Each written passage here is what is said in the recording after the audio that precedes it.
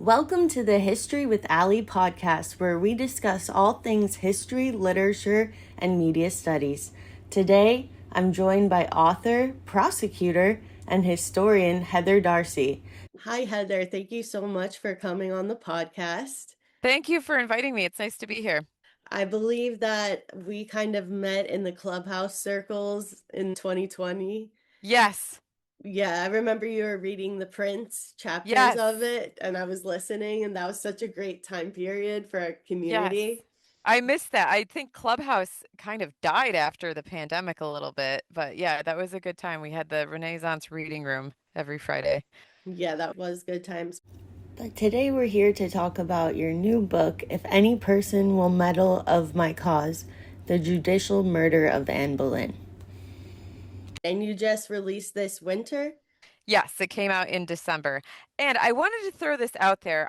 I had been under the impression that the hardback wouldn't be available in the United States until April, but I like to creep on myself on Amazon.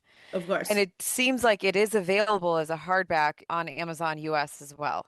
So I'm not 100% certain, but it kind of looks that way. It doesn't look like it's pre-order anymore. So everyone should be able to get it now, from what I can tell.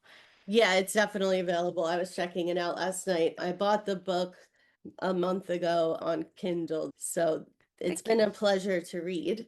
And you're taking a different perspective on Anne, who's so celebrated at the moment.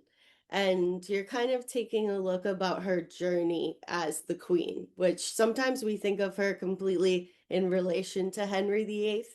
But I saw a new version of Anne through reading your novel that interest me a lot. I couldn't decide if she was naive or if she was brilliant or if there was a little bit of drama in response to everything that she had gone through. Before the trial, where do you think Anne stood at court? It's hard to say. Well, we don't really know if it was Henry who was pushing her removal or if it was her counselors. I mean, there's definitely influence from Thomas Cromwell because we have the paperwork to prove it.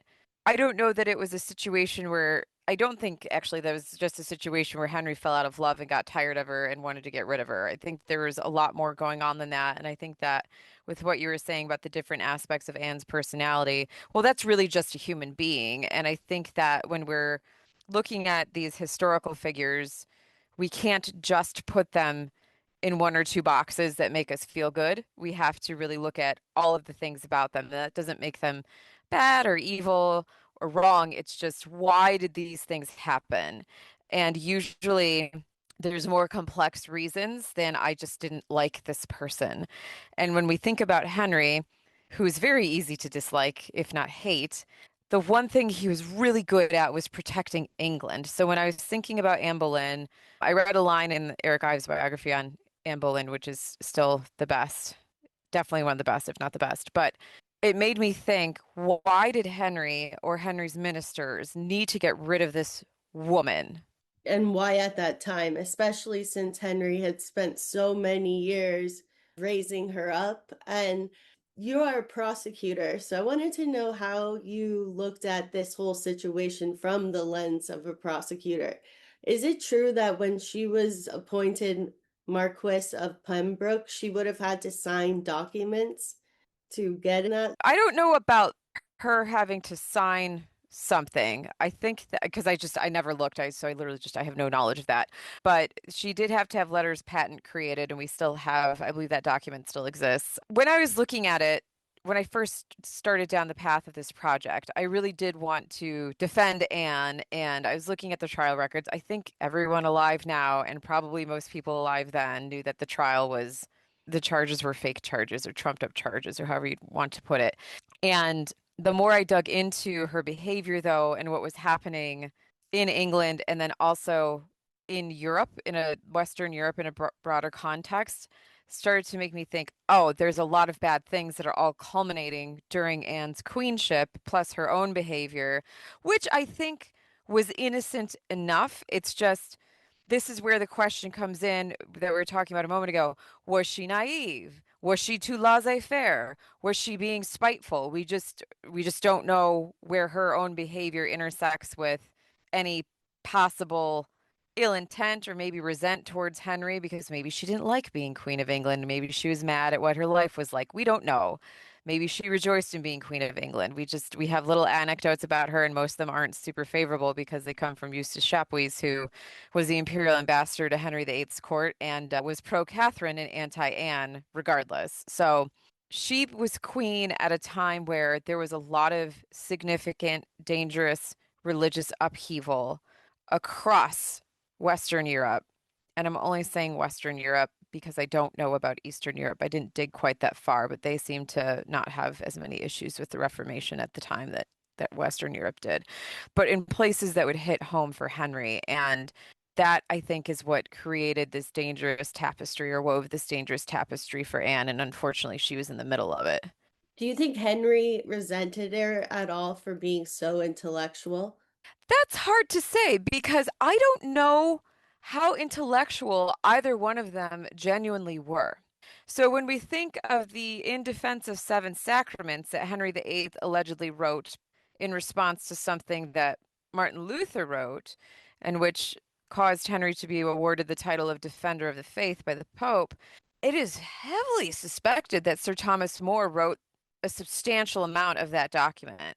So we don't know. And when we look at Anne, I mean, I know I have tons of books, and some of the books that I have, nonfiction books that I have, deviate wildly from things like the law and history, which are my two main passions, but I've never read them, but I possess them. Or I do have some books that are a couple hundred years old that I haven't read, but they're rare books and I own them, right? So Anne was literate. There's no reason to think she was illiterate. We know that she owned these books. We believe that she read them. I don't know how well she comprehended them. I don't know that they were composed well or in such a way that it would be easy for her mind or Henry's mind or anyone's mind to digest it because I don't know how similar to speaking the writing was back then. And now in our modern times, we've been able to develop writing voices versus speaking voices, but also depending on the discipline you're in. One thing that drives me nuts with academic history books is you will have a sentence that's 50 words long. The human brain checks out after 20 words. So when we look at the writings from back then, and it's just one giant sentence with maybe a semicolon because we didn't really have periods, and maybe this is just the way people speak. So, for example, when I read something by Adam Smith or even C.S. Lewis, the way that they wrote appeared to be more like lecture style. So it's how they would have spoken. Whereas I read something written by, I'm trying to think of a good analogy, maybe just a modern historian, and you can tell that they are writing to write and not to speak. So that's a very long-winded way of saying we don't know how much of the book she was reading, and we don't know how much of it she was actually collecting and gathering. That's not to say that she was dumb or she wasn't intelligent or she wasn't an intellectual. We just don't know. Same thing for Henry. That's another thing that I really appreciated was your section that was called Anne's Words and Actions, because you really put it out there what is recorded so that going into the trial, there's more context on what she said or didn't say or what is hearsay. For our listeners who are unfamiliar with the law, could you explain hearsay? Well, hearsay is an out of court statement made to go to the truth of the matter asserted, which is a way of saying a thing that somebody else said and that person's not there to testify to it. Would that count as the moment that most people would agree that if Anne ever committed treason, this is possibly treason, where she's saying to Henry Norris that if the king were gone, you would wish to have me? Yeah, that's the dead men's shoes comment, right? So Yes. Anne actually did that to herself. So with the dead men's shoes comment, whoever reported that was hearsay, I guess you could put it that way, but that created this concept of probable cause. So in the US, you need probable cause to arrest someone, but that's like a very low standard, which is very different from beyond a reasonable doubt, which in most states is the level you need to convict somebody. So that doesn't mean without all doubt. It just means with beyond a reasonable doubt that you think that the person did the thing of which they're accused. So the dead men's shoes comment would have created probable cause. But the problem that Anne made for herself is she did not know when to be quiet, it seems, or she was not as self-aware as we would have liked. She makes a comment in the tower, allegedly, because none of us were there, but she allegedly makes a comment in the tower to Sir William Kingston, I believe it was, where she effectively confesses to saying this. And the problem was back then, even imagining the king's death, like if we look at the development of laws of treason, it stopped being just plotting the king's death and having proof of that. It was if you even imagine the king's death. And that's part of the reason why the monarch did not go to funerals. It's not because he was being a jerk, it's because it removed the temptation to imagine the king's death from whoever was present in theory. Anne winds up admitting effectively that she committed treason via thought crime, which was criminalized. So that's the bigger issue. So you have this, whoever it is that reports the dead men's shoes comment, that's the probable cause. And then you have Henry Norris, who is maybe given some sort of indication that something like that was said. And then you have Anne admitting to it. So that was the big issue was she admitted to it unwittingly, because I think she's trying to get herself out of trouble. What are they saying the motive is for her to kill Henry? I don't know that they ever did, and you also don't have to have a motive to commit that crime, from what I can tell. I mean, it's just you're not allowed to imagine the king's death. Right, and So, that's pretty simple. And as you said, it's a more tyrannical than if you were thinking of how to lead to the king's death. Just thinking it is thought control is extremely difficult in society with propaganda, not to, bring us into the future, but we're still being tricked in all of these different ways. What's judicial murder? Because that did come up quite a bit. so it's this idea that I suppose the way I was using it is it's kind of a foregone conclusion that this is what's supposed to happen. So we first see it with I think it's the third Duke of Buckingham in the early 1520s is when you really start seeing it come in handy.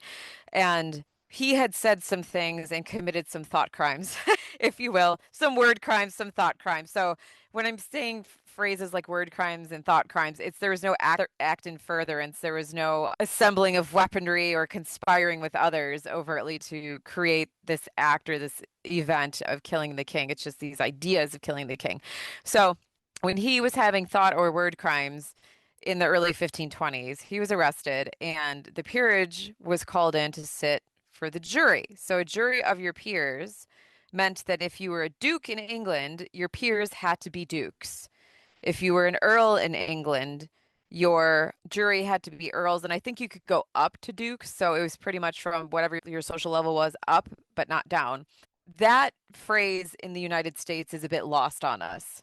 So a jury of your peers in the United States basically means anyone that's eligible to vote and that's registered to do it. So it's a bit, our understanding of it is a lot more vague and less precise than what it originally meant in England. And of course, our laws adopted and adapted from English law. But so there were very, very, very few members of the peerage in 1520s England. And on top of that, a lot of them were created by Henry VII or Henry VIII. So there's this idea that they're really loyal to the crown. And we have no reason to think that Henry stacked the jury at all. But these men probably realized, oh crap, if I go against the king with a thought crime or a word crime or something, this could happen to me too. And then you have the conclusion of the Duke of Buckingham being executed. So that's what I mean by judicial murder is you have this situation. And again, maybe if Anne had lived at a different time, 10 years later, maybe, or we'll just go with 10 years later, maybe it wouldn't have been the same issue, but it was very unique from what I can tell in that there's so many people that owed so much to Henry that I can't say the jury was rigged because we don't know that, but wow, it sure does seem that everybody owed Henry a favor. Not to go too off topic, but does that same thing apply to what happened to Thomas More? Was that a judicial murder? Do you think the courts were stacked against him? And again, he wasn't saying things, he was more writing them. So was that kind of similar or is that different? Probably similar. I mean, he was violating a law. The problem is all these people were violating laws. It's just they were laws of words and conscience, right? So like Sir Thomas More didn't want to violate his conscience or his religious beliefs. That became a crime. The Duke of Buckingham said some dumb things. That was a crime. Anne Boleyn said some dumb things. Maybe she admitted to saying some dumb things, and that was a crime. So it was taking these concepts, and they were laws that were being broken and just taking them to the extreme for political gain. And I think that's another element, probably, now that I'm thinking out loud a bit, of this concept of judicial murders. What's the political gain for doing this? I know I'm fascinated right now. I want to stay close, but just this concept of applying law and logic to that time period where such dramatic things happened that were illogical. Of course, there's so many different all-stars I'd love to bring up right now, like Lady Margaret Pole, and whatever happens with Jane Boleyn and her mental health and how they changed the law to be able to execute someone who was medically insane. There's so much law stuff going on, but going back to Anne, because there sure is enough there on her. What do you think her trial was like?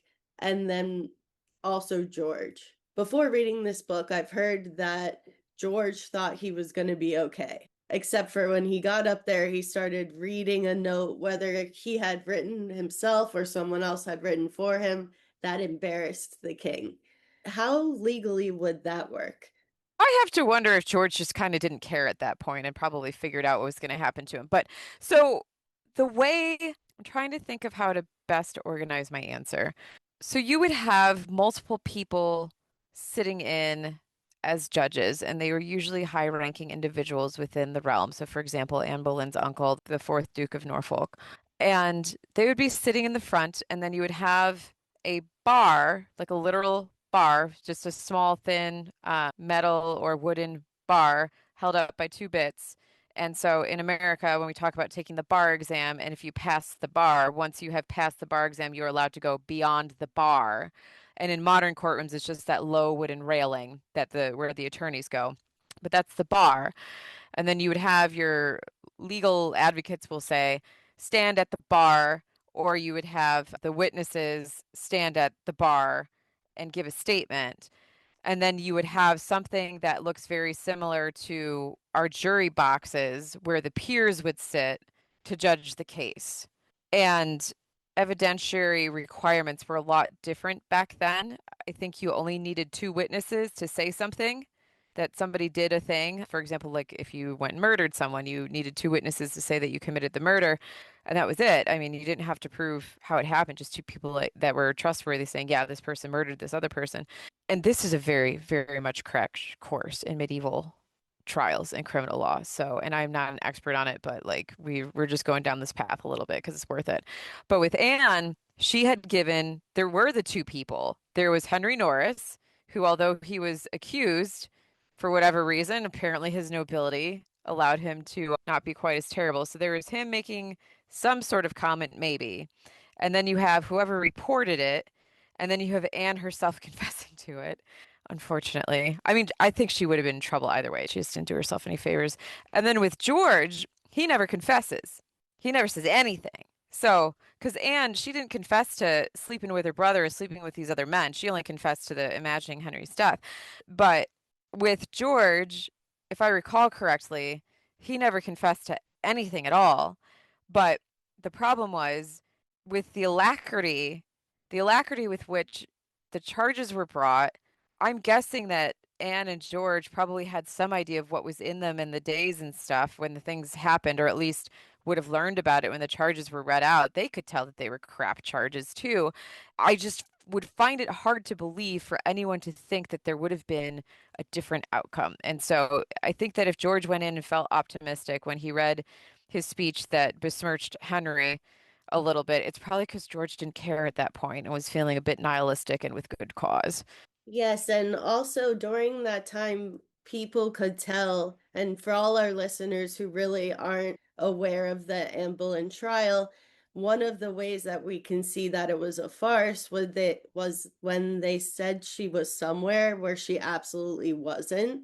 they said, oh, in the summer of blah, blah, blah, you were on progress here, when really it's proven she was there.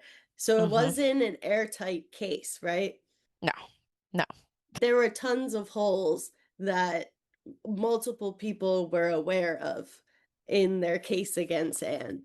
I mean, I hope they were aware of them, but I think that they just knew that they had to come to the right conclusion.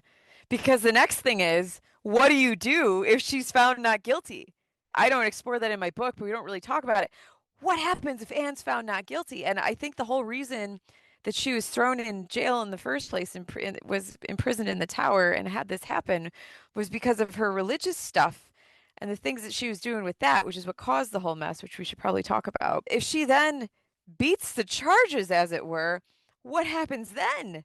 Would he have to stay married to her? And then Yeah, he's back in that situation again. Same old, yeah. same old. Yeah. And what are the people of England going to do to him? Are they going to get rid of him? Is there going to be a rebellion? We, who knows? And Henry Fitzroy is alive during this time period. Is that correct? That was a part of the book too that really made me see that a lot of things depended on who was alive at the time. Yeah, so one thing that probably should go into more at some point, but I also had a book on Catherine of Aragon come out last year. I was a very busy bee last year. So Catherine of Aragon, Spanish princess. I'm not as simple as I may seem. I go into her family's history quite a bit and how her family was founded by an illegitimate son who is a half brother of the prince, then king, and then he kills that king, his half brother. So when we look at who the children were of Henry VIII that we know about, because it doesn't matter who the unacknowledged ones were, we had Mary, who was illegitimate. We had Henry Fitzroy, who was a boy and illegitimate. And then we have Elizabeth. And at the time of Anne Boleyn's trial, Henry Fitzroy was still alive and he was still healthy. He was still alive. I don't know how healthy he was. He was still alive, but he then passes away a few months after Anne Boleyn is killed. But Henry the eighth, in theory, could have picked who his successor was if Elizabeth's illegitimate and Mary's illegitimate and Henry Fitzroy's illegitimate. So, and then the point becomes moot for two reasons because Henry Fitzroy then dies, and then Henry the Eighth marries Jane Seymour and has a son anyway. But I don't know if Henry was also thinking about that. I mean, I don't think that was enough reason for him to kill Anne. I think it was more just the religious issues that Anne was causing within the kingdom. But in theory, after Anne Boleyn died, Henry had three illegitimate children, two daughters and one son, and he could have appointed his son to be his heir. Henry executed Anne in the end, but he wasn't able to execute Anne of Cleves. Do you think that, or Catherine of Aragon, do you think Anne, being a regular English woman, played a part in him being able to do this judicial murder? Meaning, do you think the foreign princesses had more power and he couldn't just be executing the Princess of Spain? Is there something about Anne that made it easier for him to execute her, the first reigning queen? Well, you hit the nail on the head. I mean, if Henry would have had either Catherine of Aragon or Anna of Cleves executed, that would have been a major international incident. And technically, both of them would have incited Charles V because Catherine of Aragon was Charles V's aunt. And so he could have then gone after England. And frankly, at around that time, he was looking for any reason to go after England to stop the annulment of the marriage between Henry and Catherine. And if Henry killed Anna of Cleves, same issue because ultimately Anna was a subject of Henry VIII. So to touch on Anna of Cleves for a moment, when that marriage between Anna and Henry was negotiated between Henry VIII and Anna's brother Wilhelm, who keep in mind was about 22 years old. And I don't know about you guys, but I wasn't very bright when I was 22. And it seems that Wilhelm was very ambitious, like most people in their 20s. But they negotiated that marriage behind Charles V's back because he was in mourning for the death of his wife Isabella of Portugal. And so when Charles V came out of mourning, he then learns, oh, Henry is marrying my subject from the United Duchies of Jülich-Kleefenberg, Juliers-Klevesberg. And I kind of want to play nice with Wilhelm because he has this piece of property that I believe is mine and I want it back and I don't want a war. But ultimately, like when we look at Anna's journey to get to England, she had to have permission to cross over all of these imperial territories. So if in theory, if for some reason Henry decided to kill Catherine of Aragon or Anna of Cleves, that would have been a major international issue. It would have given pretty much anyone free reign to invade England because, oh my God, you killed an international citizen. That's a big problem. But the two women that Henry did kill, who were his queens, Anne Boleyn and Catherine Howard, they were members of the lesser nobility. They weren't really important. Anne was no one without Henry, and Catherine Howard had no one to protect her, which out of all of Henry's wives, Catherine Howard is the one I actually see as a victim because of her age, because she had no one to protect her. She had no parents functionally. She was used as a means to an end so that when Anna's marriage to Henry was annulled, Henry marries Catherine Howard right away, and then there's no way to make Henry take back Anna because then you'd have to force him to annul a marriage, et cetera, et cetera. But these two women, Anne Boleyn and Catherine Howard, had no one to protect them, and also they were Henry's subjects, and he could do whatever he wanted to. He could have killed Jade if he felt like it, or he could have killed Catherine Parr. Much less likely, but he could have done it. And something I found very fascinating was your theory that even if Anne had birthed a son, Henry may have still moved on from her. What made you think or find out about that conclusion? Well, I came to that conclusion because I was thinking about why are we getting rid of Anne, which I don't think you and I have touched on yet. So Anne was flagrantly violating Henry VIII's proclamations against having banned books, amongst other things. And I like to think that my analysis of the proclamations might be a slightly newer take to what happened to Anne, because I know we like to look at the acts and statutes, which are very important, but during the Tudor time period, starting with Henry VIII's father, Henry VII, and then picking up steam with Henry and carrying on through his three children, proclamations kind of became a way for the monarch to just say, and this is a law now, and this is a rule now. And in general, before that period, a proclamation was used to say, hey, we already have this act or this statute in effect. Maybe it's something to do with the taxation of cotton, I don't know, or wool. We'll say wool. Cotton wasn't there. Taxation of wool. I'm going to use this proclamation to temporarily raise or temporarily abate the tax. What Henry VII and Henry VIII started to do were they would say, hey, I'm going to kind of make up this law now, and I'm going to do it without Parliament, and it's going to have serious implications. And that's what Henry started to do. And it's a little bit insidious because originally it starts with him saying, hey, there's these old laws on the books. I'm going to be paying attention to those now. And then it becomes he augments it, starts banning specific items, and Anne, we know, owned these items. So, for example, writings by William Tyndale, such as The Obedience of the Christian Man, which we know that Anne gave to Henry. And in my book, in the plates, so the pictures in the middle, I have several images of books that Anne owned that still exist today that she was not allowed to have. So you have the Queen of England acquiring, possessing books that were banned, importing more of them. So we know that within a day or two after her arrest, I always forget the name of the person who got caught. And I want to say it was Matthew Parker. Please don't come after me if I have it wrong. But one of the people from her household came back with banned books. And we don't know what the books were because they were seized, but she was still importing banned books that you're not allowed to have.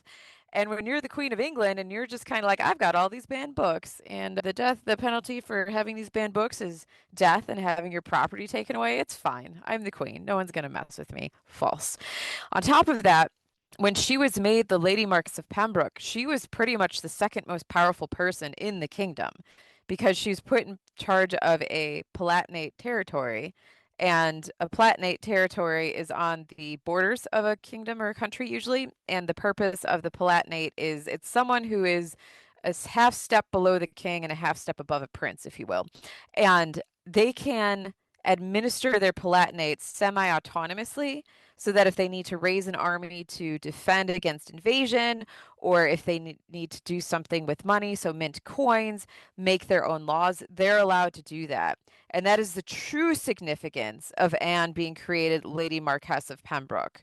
Not this romantical thing, and I'm not saying it wasn't romantical, but not this romantical thing of, oh, it's Pembroke and Henry's father was born there and they're Welsh and blah, blah, blah. That's definitely there.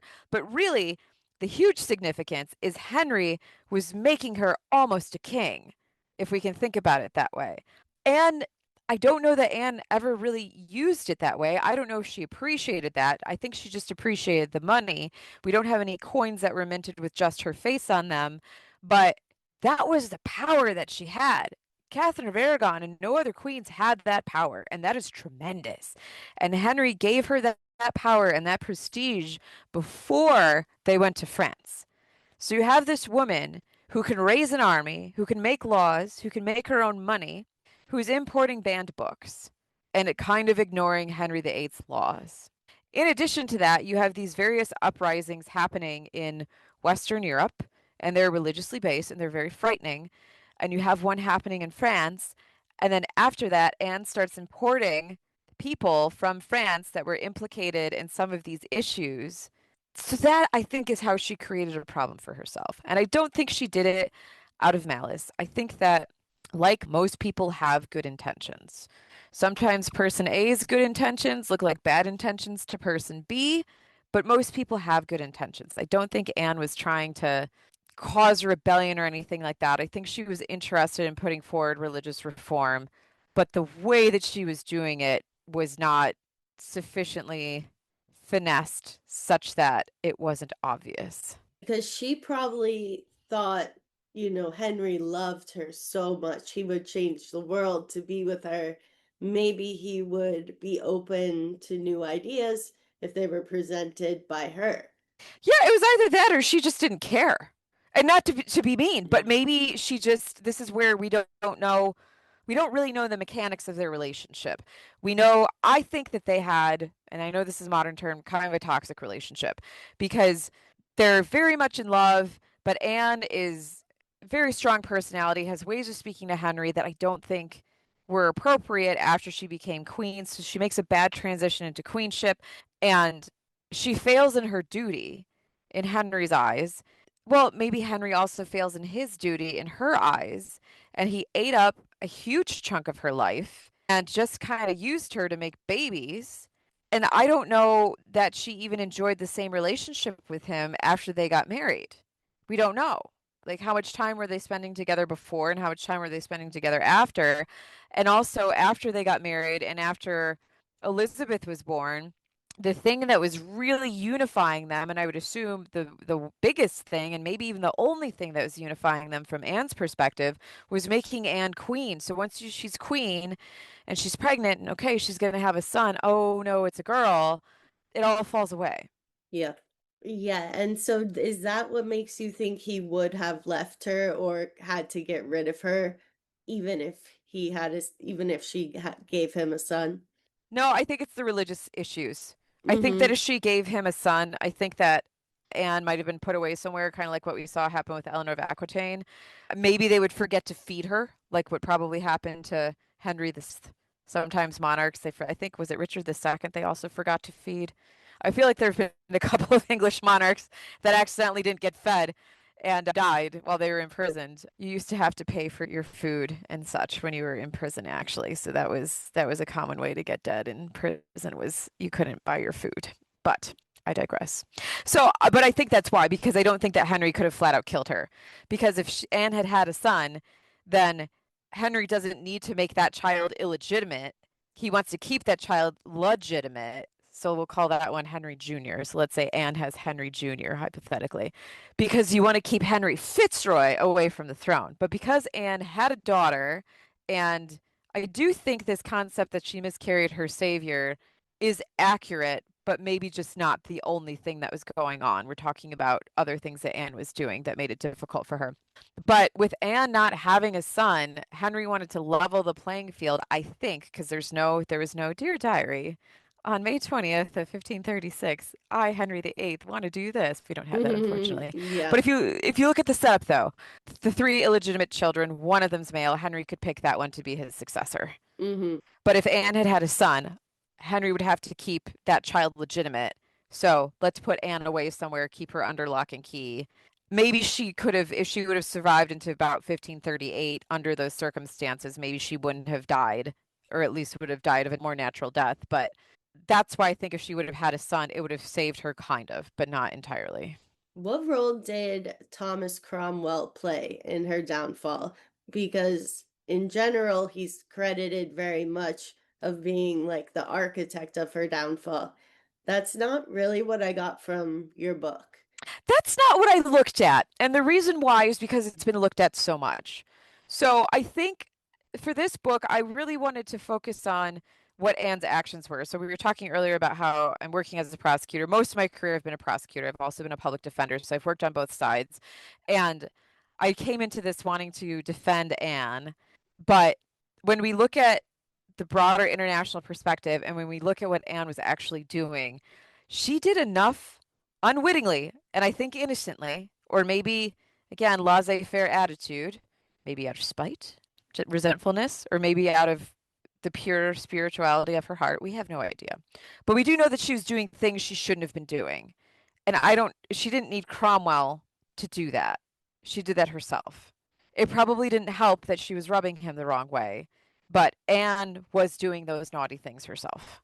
And would Cromwell have been with her on the Reformation and the new books? You know, as much as I've kind of danced around Cromwell, particularly with my work on Anna of Cleves, I'm not sure. I don't think he was quite in lockstep with her.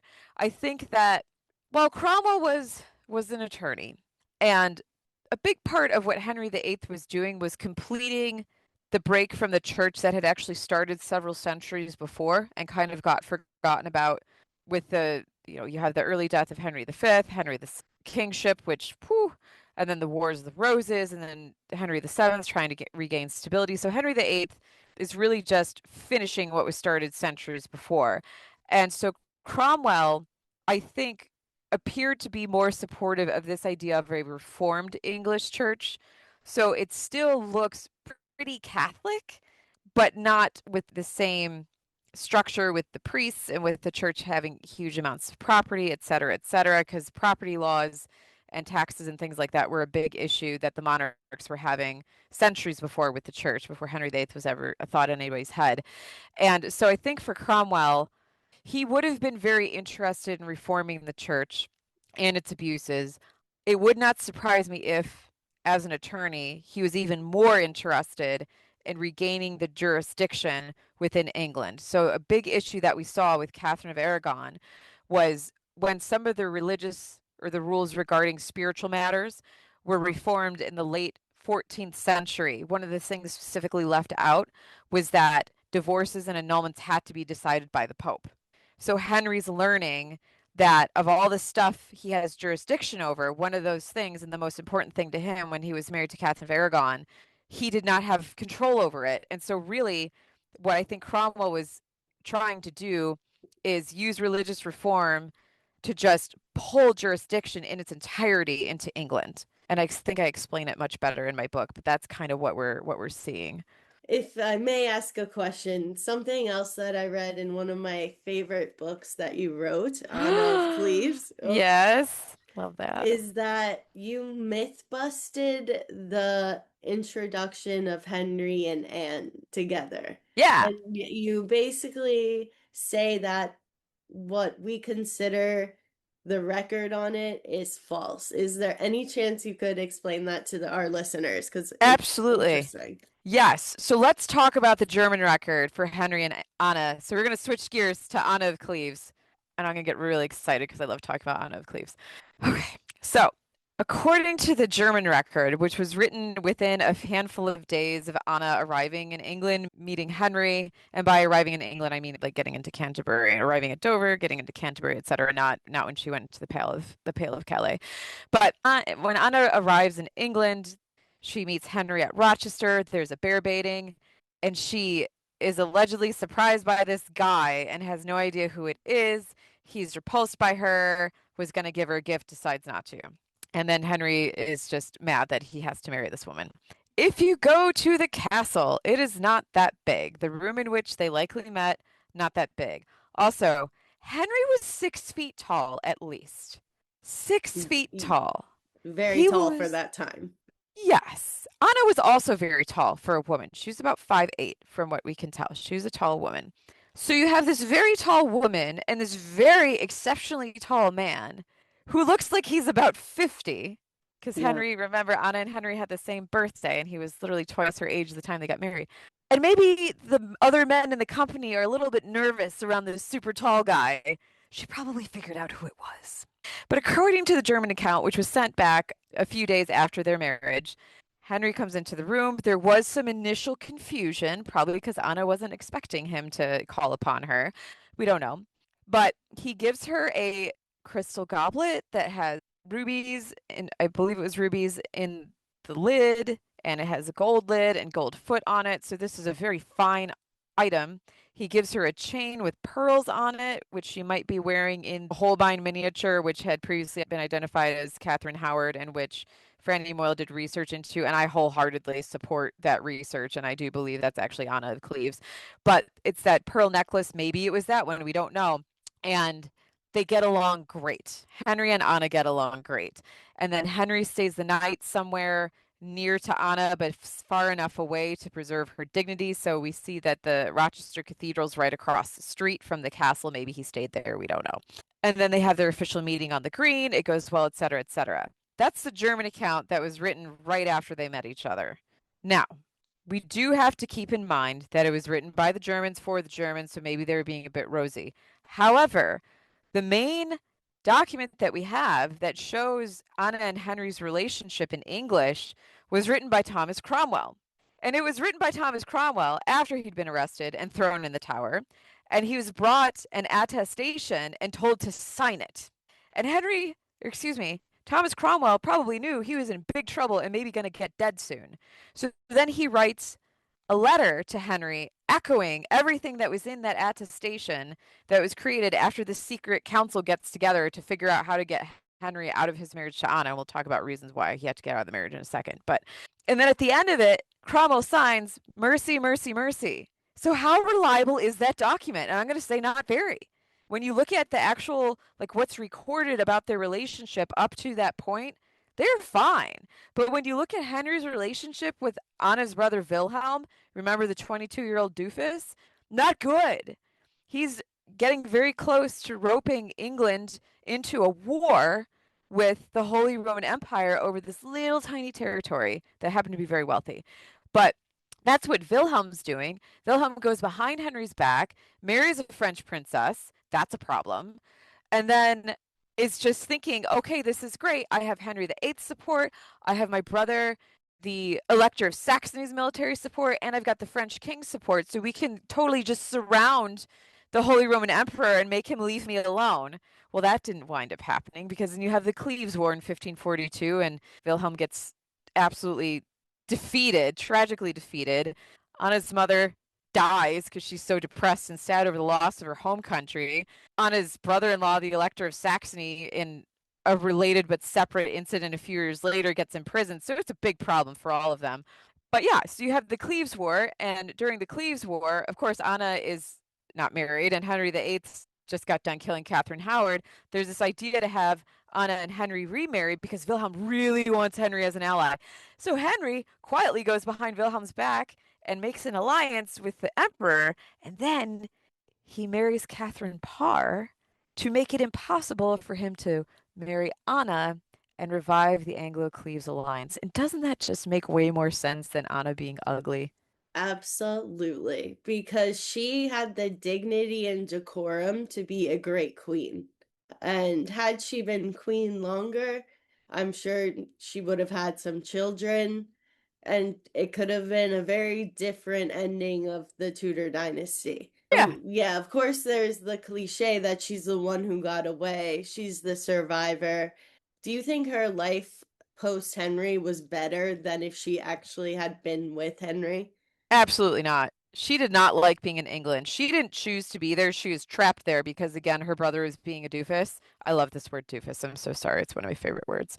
I'm going to go on a tangent. You guys, I have pet parrots, and all of them have nicknames that rhyme with the word doofus because I love that word so much because I think it's so funny. Oh, Anyway, yeah, so Wilhelm being a doofus, we talked about, you and I talked about how Anna had to cross over imperial territory to get to England as early as January. So within a couple of days of Anna arriving in England, a huge chunk of her escort left, And part of that was because they knew it was dangerous for them to go through imperial territory. And that is the only way you can get back is to go overland through imperial territory or go through imperial seas.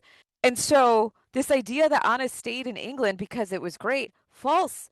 No one, she couldn't go home. And on top of that, if Henry paid to send her home and she's captured by the emperor and bad things happen to her, that's Henry's fault. And then if Wilhelm pays to bring her home and she's captured by the emperor, that's a big problem for Wilhelm. She didn't have anywhere to go. And financially, Anna was doing well during Henry's reign. I think big shout out to the musical Six, which I had the pleasure of seeing a few years ago. If you haven't seen it, please go see it. I love their little Anna of Cleves song. It's great. But she didn't have anywhere to go. Henry did his best by her. I think that we don't know this, but I think Henry saw what happened to Catherine of Aragon when Catherine of Aragon was abandoned under much different circumstances in England. He probably wanted to make sure that Anna was not poorly treated the way that Henry saw Catherine be treated. But Anna could not go home. It was a big problem. So then she does wind up becoming a denizen of England. Her life is turned upside down under the reign of Mary. I'm not going to go into the details. I would like to encourage you guys to please read Anna, Duchess of Cleves, the King's beloved sister, or if you want to know more about her family, Children of the House of Cleves, Anna and her siblings. But things go sideways under the reign of Mary, and then Edward VI and his counselors find Anna useless, basically, and there's nothing that they can do with her. She's just a burden, financial burden on the crown. And so she never quite recovers from any of that. And I had I, them backwards. It was worse under Edward, and it got a little bit better under Mary the First because Anna was trying to be the Queen Dowager, but then things went sideways, and yeah. I love that because you've just myth busted two main Anne of Cleves, and then there's one final one. You discovered that it's Anna of Cleves, not Anne of Cleves. Yes, and so this is where my American is showing. So this is not a stroke of brilliance on my part at all. But to me, as an American, when I first started down this journey, I'm just like, this is weird that they all have English names. Well, they didn't. They just were anglicized, just like if you were an English princess and you married into the French monarchy, you would have a French name. Seems logical. But at the time when I started on all of this, I had no idea I was going to be writing a book or that I'd be where I am now intellectually and with book writing as an author and historian. But I just figured out like her name had to have been Anna. Anne is not a name in German. It just isn't unless you pronounce the E. But anyway, so I sent a letter to the mayor of Cleves. I'm like, hey, this is who I am. This is what I would like to do. And then it just kind of opened up from there. I found out her last name is Fondamac. So just like Mary Tudor, Henry VIII's daughter, could have been Mary Tudor in England, or we think of her as being Mary Tudor in England. She would have been Mary of England outside of England. Or like Henry VIII's brother, Arthur Tudor, was Arthur of England. So Anna, her last name was Vandermark, but she was known as of Cleves outside of her home territory because and the reason why is because so Anna's dad inherited the dues of Jülich and Berg or Juliers and Berg through his marriage to Anna's mother because there was no male heir. And then he was originally the Duke of Cleves Mark. And so he wanted his children to be known as being of Cleves to kind of assert himself a little bit there instead of being of Juliers. And what's really interesting, maybe not really interesting, but a fun fact, is that when Anna's brother Wilhelm becomes the Duke of the United Duchies of Jülich-Kleifenberg or Juliers-Clevesburg, he becomes known as the Duke of Juliers because that is the wealthiest of the three duchies out of the three United Duchies. Do you think that the Anne Boleyn trial was a sham by modern day standards? Oh, yeah. How could it not have been? And I'm sure there was probably not a person in that room who felt good about that day. And if they did, they're absolutely delusional. I mean, and they could have felt poorly for different reasons, right? Or they could have felt bad for different reasons. Maybe they were sad because they loved Anne. Like maybe her uncle was a bit sad because he loved his niece. Or maybe they were sad at the state of the law coming to this, that such a thing was possible. Or maybe they were afraid because they're like, oh no, if this can happen to the Queen of England, this can happen to anyone. So I don't think there was anyone in that room that felt good about Anne's trial or any of the other people's trials because they were so they fit the pattern. I mean, there was enough evidence. I'm going to very loosely use the word gathered to prosecute these cases, but ooh, Wow. One thing I want to say too is there's a poem by Sir Thomas Wyatt, and I put a lot of Sir Thomas Wyatt's poetry in my book because he is my favorite poet. And I think everyone should read him, but also he cared about Anne Boleyn and he does have some good writings. But there's this poem where he talks about the deaths of the men who were killed along with Anne. And it says, Circa reg honat is kind of the repeated refrain throughout this poem. And most people think that that means around the throne the thunder rolls, which sounds beautiful in English, but it actually means throughout the kingdom the thunder rolls. So these killings of Anne and those men were felt throughout the kingdom. It rumbled throughout the kingdom and not just around the throne. And it certainly set a precedent for queens being executed. And if you don't mind, it reminds me today, in today's world, that we're trying to prove that anyone could be prosecuted for their crimes, no matter their status they may hold in society. Do you think law has really changed that much in general in 500 years? This is what I will say about this is what I will say. Criminals are the ones who get caught. And with my experience as both a defense attorney and primarily as a prosecutor, I cannot tell you how many times I've known that somebody did something, but you don't have enough to bring a triable case. So you might have probable cause. We were talking about that earlier, where it's like, you might have done this thing. The stuff that I see before me today shows me that you might have done this thing. And then you have a triable case, which is where you get to the point of showing to a judge or a jury beyond a reasonable doubt that, hey, this thing that we thought happened and that we had a good reason to arrest him, turns out it's probably true. More likely than not, it's true. But that's only if they get caught. Was Jane Rochford the first ever case of someone being executed for insanity? I don't know because I haven't looked into that, but I think that in general, I don't know how they treated people who were insane because there's this idea of forming intent to commit a crime.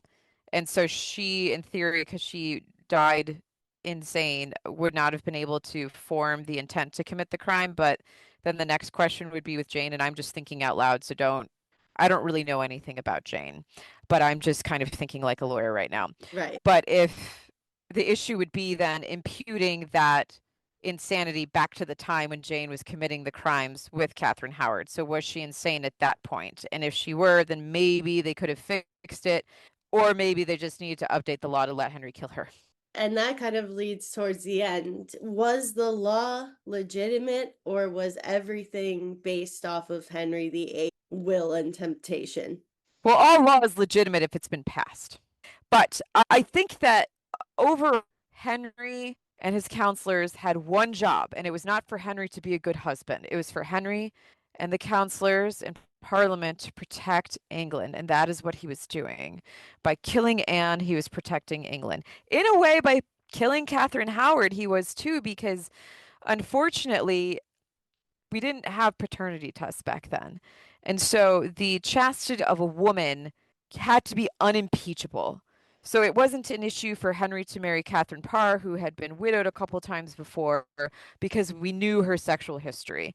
The problem with Catherine Howard, aside from the whole Culpeper thing, was that her sexual history was ambiguous at best, and it appeared that she had other relations with other men. We don't know to what extent, but that would endanger the any offspring that Anne would have, excuse me, any offspring that Catherine Howard would have with Henry VIII, because there would be the easy ability to bring into question the paternity of any children that Catherine Howard had.